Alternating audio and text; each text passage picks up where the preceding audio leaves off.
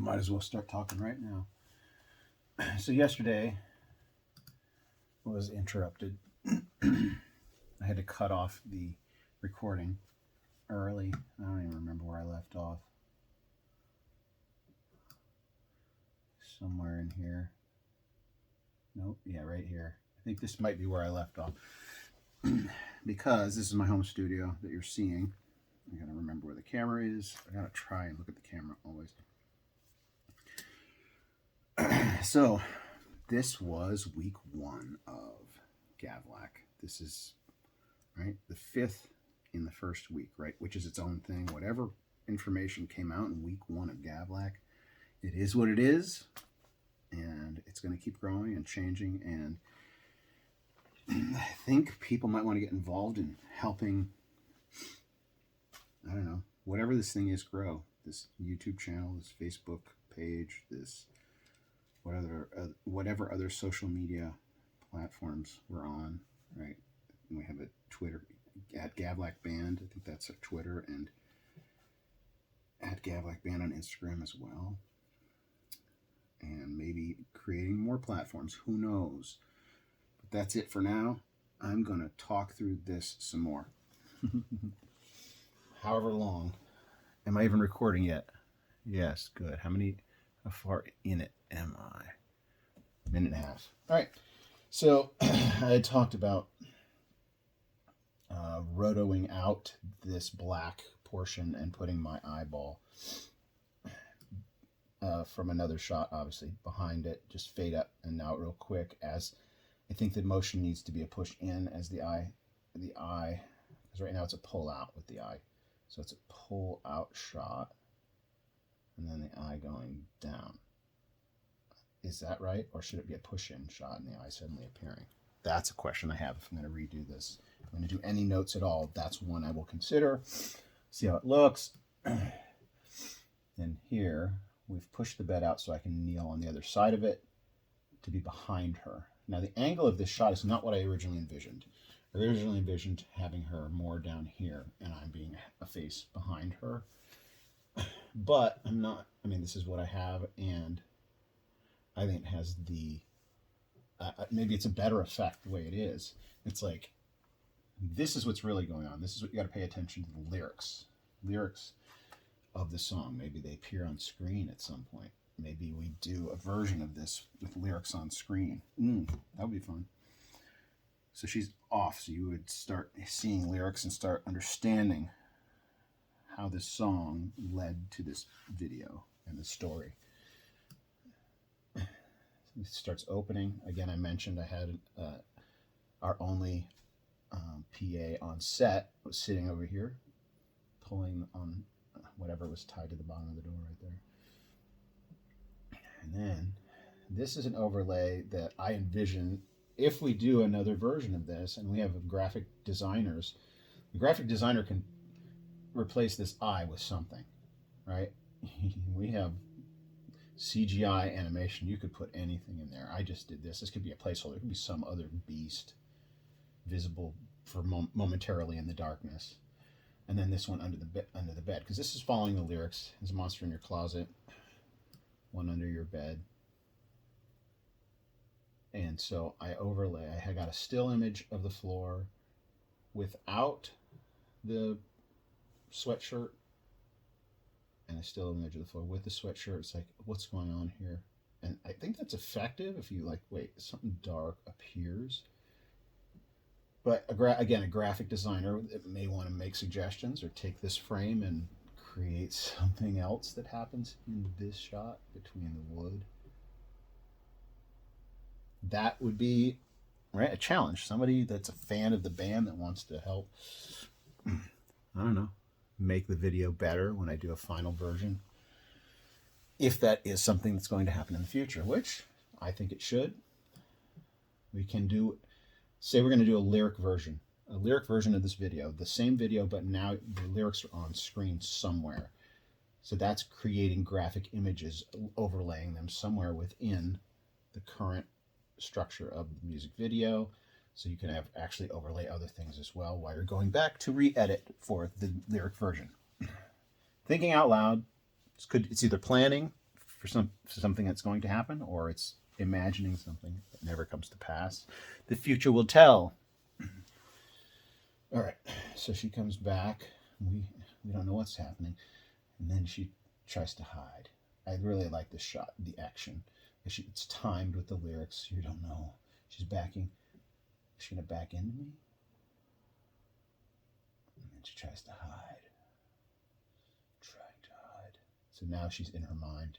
There's this music. There's this message coming. So now this is inside her head. This is the monster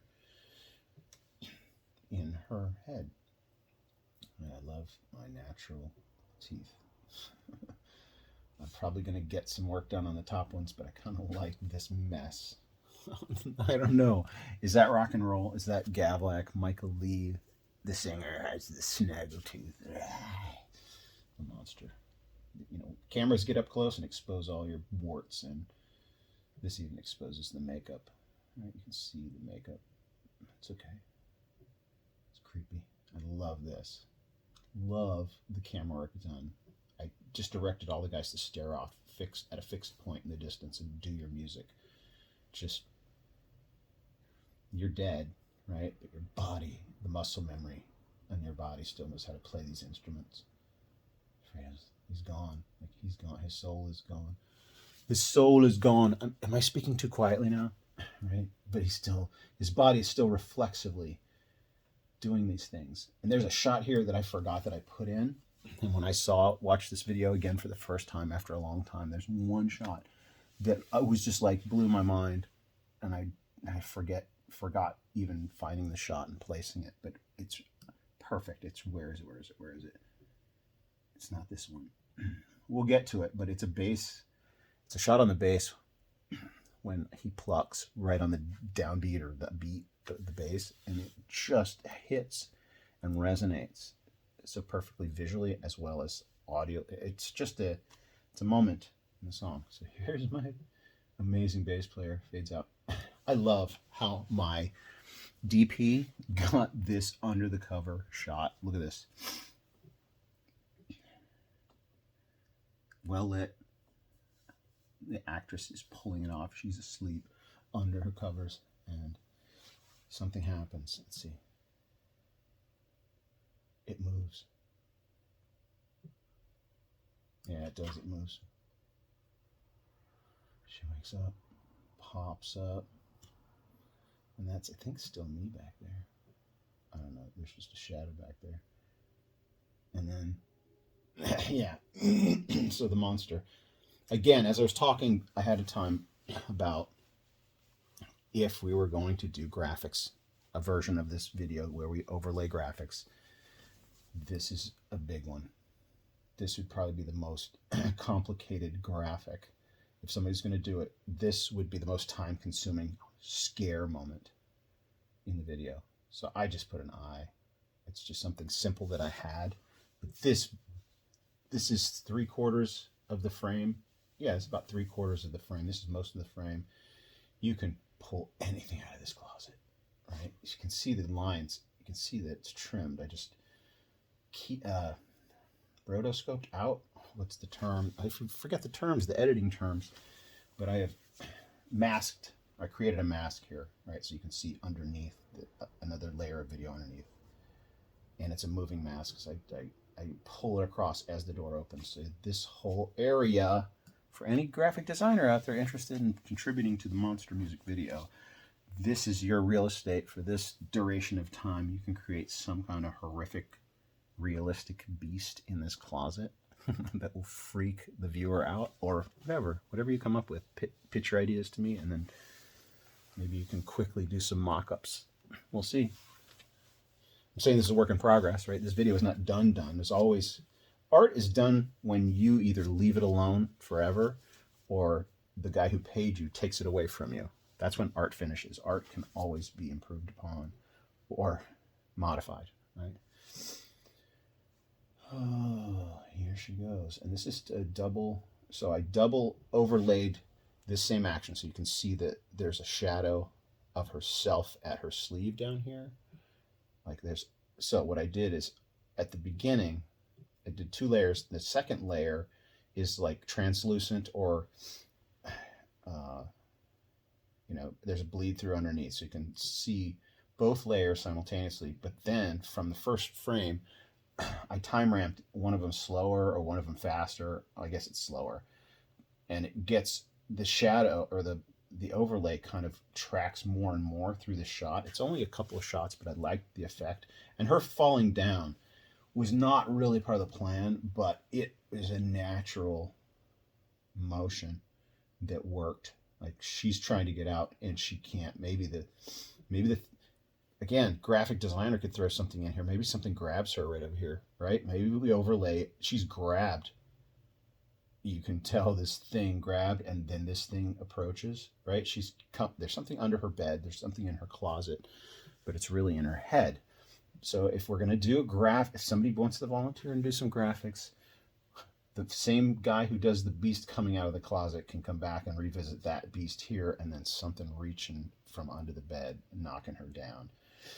And then she gets free. You could even do a cutaway there to a fully graphic thing grabbing her leg, right? There's a moment here we could even do a cutaway and do a full image for 10 frames of something, just grabbing her leg getting away from it, right? You'd have to recreate all that because I didn't shoot that.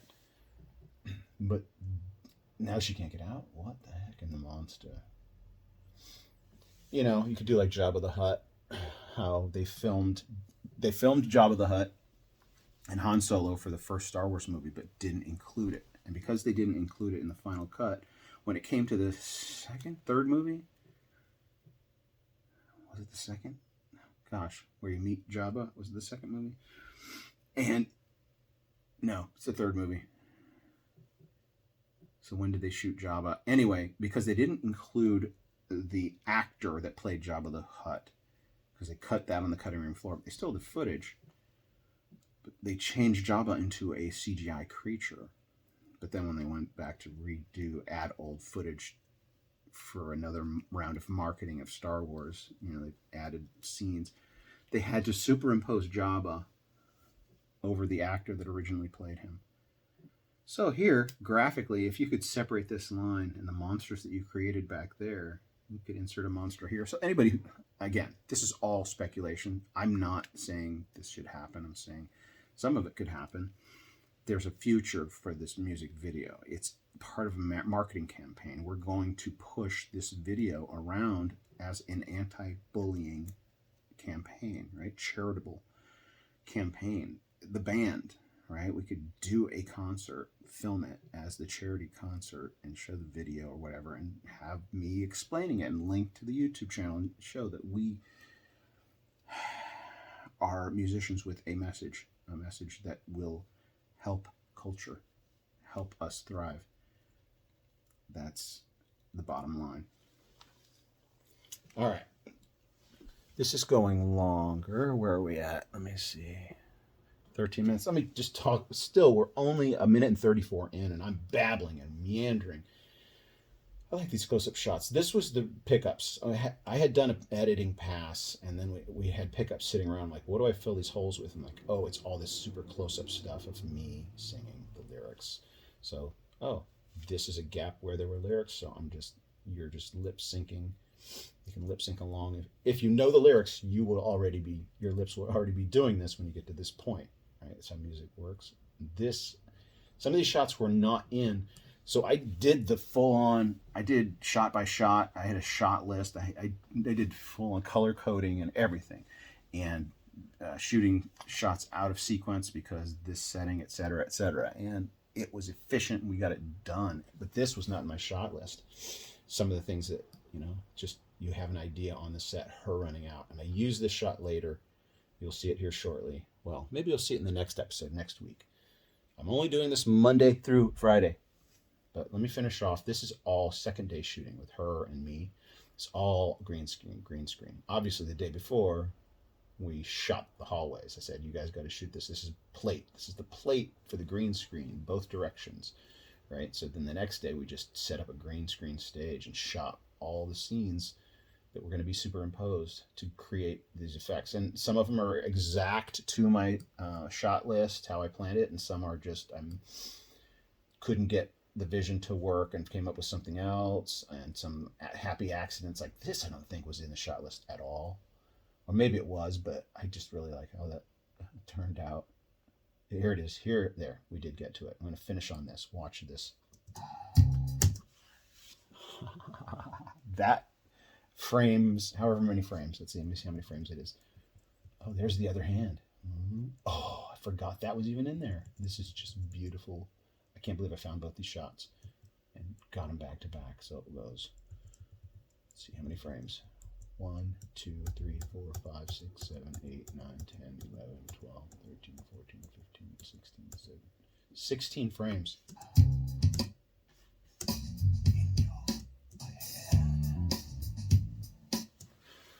Oh, and then this shot hits. You literally come on the shot 3 frames before he hits. 1, 2, 3, 4. So it's on 4. So you can see the head. But the effect is your eye can't see the downstroke. So it feels like you're missing it, but you're actually seeing it too fast for your eyes to register.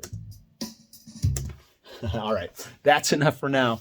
I hope you've enjoyed this week of GAVLAK. Those of you who've watched, the few of you, the handful, hopefully those numbers will grow. You guys will share.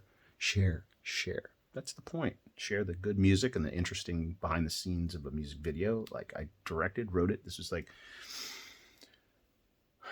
just all kind of came to me, the right people, ideas, teamwork, and I'm grateful. I didn't want to keep it hidden forever, so here we go. We're going to start talking about it every week. Share it.